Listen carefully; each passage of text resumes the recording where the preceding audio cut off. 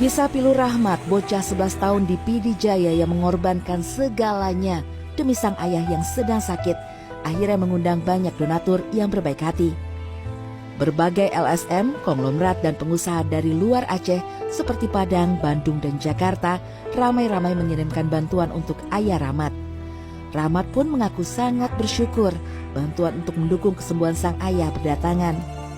Viral di media sosial, banyak bantuan yang datang ke Adi ya? Banyak. Nah, kira-kira dari mana saja nih yang datang, Dik? Nggak tahu bang, karena ada yang dari Padang, dari Sayap Hati Jakarta gitu. Saat ini Rusli, ayah Rahmat, sudah berada di rumahnya di Desa Gelanggang, Kecamatan Ulim, PD Jaya, Aceh. Meski demikian, kondisi sang ayah masih belum normal. Rahmat pun masih harus menyuntikkan obat anti gula di bahu ayahnya.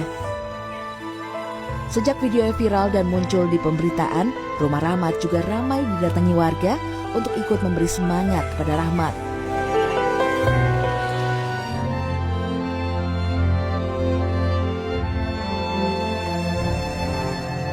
Aksi viral Rahmat bermula dari unggahan di akun TikTok @mz88.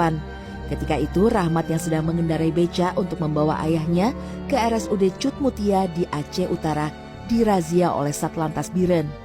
Setelah diperiksa, anggota Satlantas Biren malah jatuh iba dan meneteskan air mata.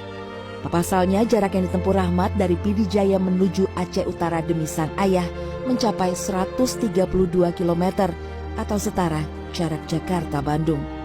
Ismail M. Adam, PD Jaya, Aceh.